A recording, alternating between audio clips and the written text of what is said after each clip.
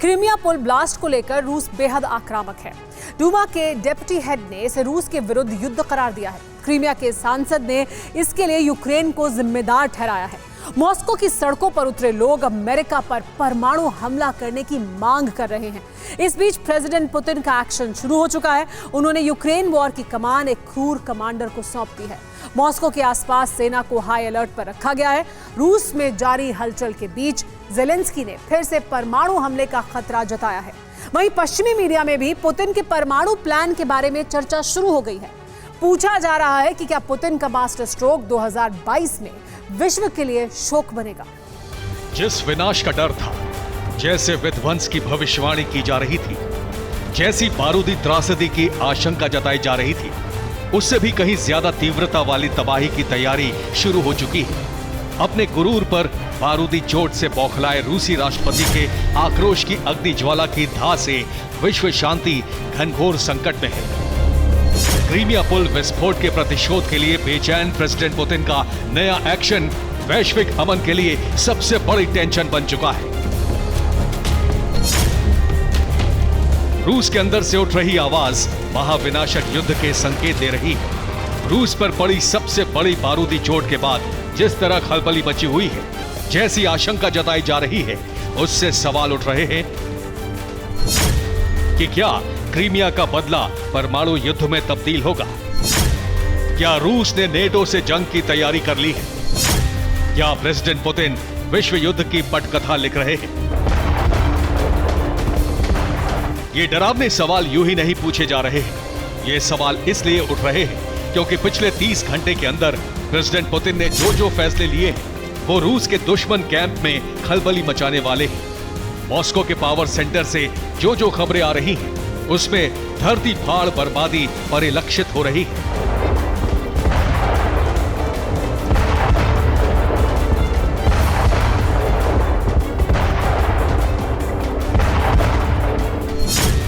Crimea पुल का बदला लेने के लिए बेकरार जिद्दी पुतिन कैसे एक्शन में है, वो कैसी प्लानिंग कर रहे हैं, ये आपको विस्तार से बताएंगे। मगर उससे पहले जान लीजिए कि रूस के एक राज्य ने कर्च ब्रिज कांड को रूस के विरुद्ध युद्ध करार दिया है। ड्यूमा राज्य के डिप्टी ओलेग मोरोजोव ने साफ, सरल और स्पष्ट शब्दों में कहा है कि हमारे खिलाफ एक जबरदस्त आतंकवादी युद्ध छेड़ा जा रहा है। क्रीमिया पुल पर लंबे समय से घोषित आतंकवादी हमला अब केवल एक चुनौती नहीं है, ये नियमों के बिना युद्ध की घोषणा है। अगर हम इसके जवाब में चुप रहते हैं और पर्याप्त प्रतिक्रिया नहीं देते हैं, तो ऐसे आतंकवादी हमले कई गुना बढ़ जाएंगे। रूस के कोने कोने से बदले की आवाज उठ रही है। प्रेसिडेंट पुतिन पर शत्रुओं के संहार का दबाव बढ़ता जा रहा है। जानकारों की माने तो क्रीमिया पुल ब्लास्ट के बाद पुतिन और ज्यादा खतरनाक हो जाएंगे। वो इस हमले का बदला लेने के लिए किसी भी हद तक जाएंगे। अमेरिकी खुफिया एजेंसी CIA के चीफ विलियम बर्न्स की माने तो पुतिन इस स्थिति में और भी ज्यादा खतरनाक और निर्दयी हो सकते हैं। जो आशंका जताई जा रही है, वो पुतिन के फैसलों में परिलक्षित भी हो रही है।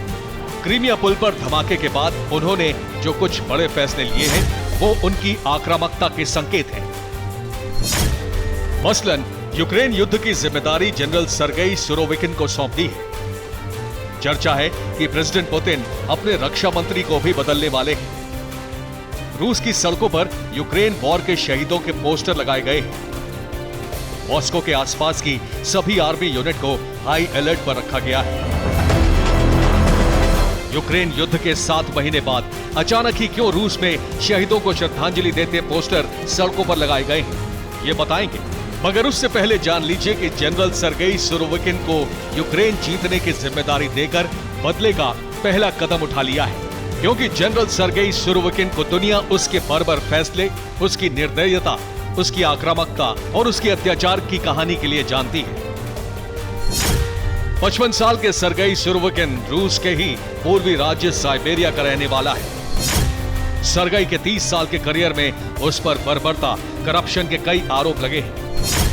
सर्गेई ने 1991 में चेचनिया में प्रदर्शनकारियों पर गोलियां चलाई थी। ताजिकिस्तान में भी सर्गेई सुरोविकिन ने लड़ाई लड़ी है। 2004 में चेचनिया में गार्ड डिवीजन का भी इसने नेतृत्व किया था।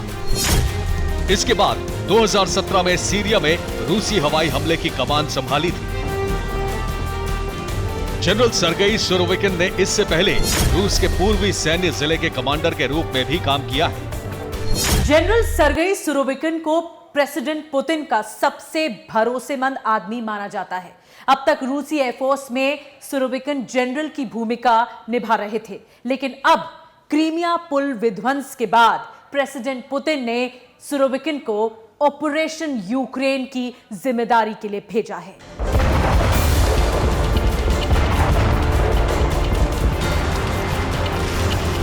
प्रेसिडेंट पुतिन ने यूं ही नहीं ये मास्टर स्ट्रोक चला है। क्रीमिया कांड के बाद यूक्रेन से ऐसी प्रतिक्रियाएं आई जिससे प्रेसिडेंट पुतिन का ब्लड प्रेशर हाई हो चुका है।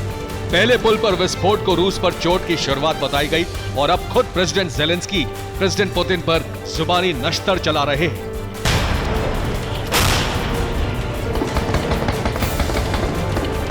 जाहिर है कि पश्चिमी देशों के दम पर रूस से टकरा रहे ज़ेलेंस्की का तंज यूं ही नहीं है। जिस तरह पिछले कुछ हफ्तों में यूक्रेन की आर्मी आक्रामक हुई है, रूसी सेना को जबरदस्त नुकसान हुआ है, उससे पुतिन पहले से ही परेशान है।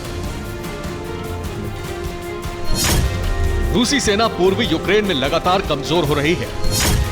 दक्षिणी यूक्रेन में भी रूसी सेना कमजोर पड़ रही है। यूक्रेन खार्किव को रूसी कब्जे से मुक्त करा चुका है। यूक्रेनी सेना डॉनबास में लगातार आगे बढ़ रही है। डॉनबास में रूसी सेना के मुख्य सप्लाई रूट पर यूक्रेनी कब्जा हो चुका है। रूसी सेना को हथियार और रसद आपूर्ति में मुश्किलें हो चुकी हैं। अब क्रीमिया पुल पर विस्फोट के बाद जब प्रेसिडेंट पुतिन बैकफुट पर हैं, तो उन्होंने सीधे सीधे अपने सबसे क्रूर कमांडर को जंग मैदान में उतार दिया है। पुतिन ने एक हफ्ते के अंदर यह तीसरी सैन्य नियुक्ति की है। इससे पहले 5 सैन्य क्षेत्रों में से 2 के कमांडर पिछले हफ्ते बर्खास्त कर दिए थे और इसके अलावा जनरल सर्गेई को अब यूक्रेन वॉर की कमान देकर यह बता दिया है कि यूक्रेन में अब वो होगा जो कभी नहीं हुआ।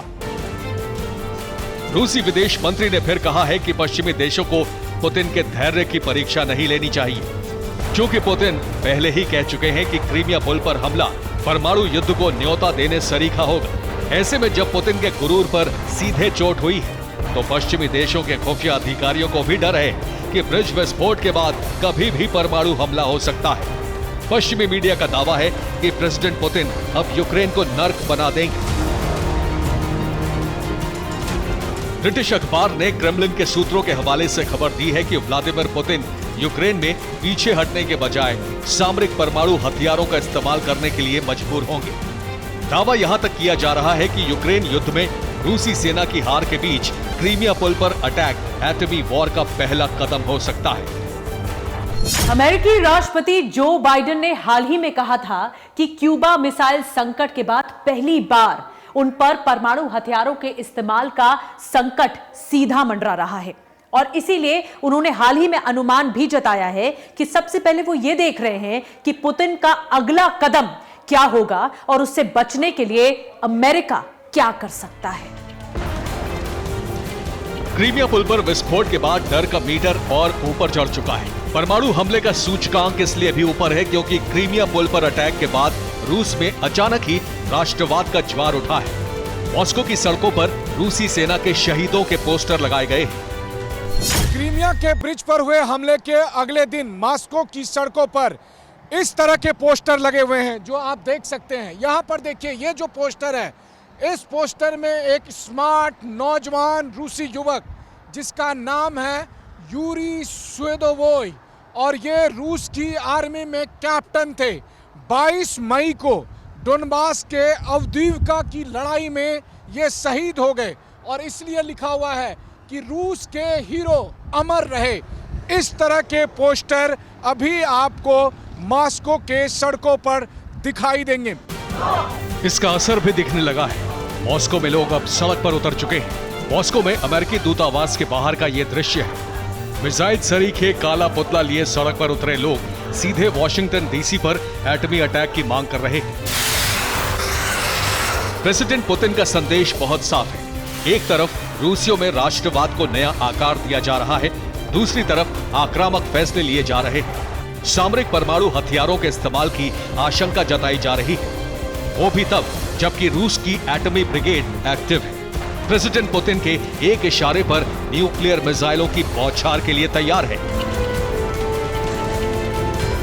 नेटो देश पहले ही कह चुके हैं कि रूस के एक परमाणु बम के जवाब में नेटो चुप नहीं बैठेगा, वो भी एटमी जवाब देगा। और अगर ऐसा हुआ तो एटमी युद्ध छिड़ेगा जो विश्व युद्ध में तब्दील हो जाएगा, और फिर जो होगा वो कल्पनाओं में भी कपाने वाला होगा।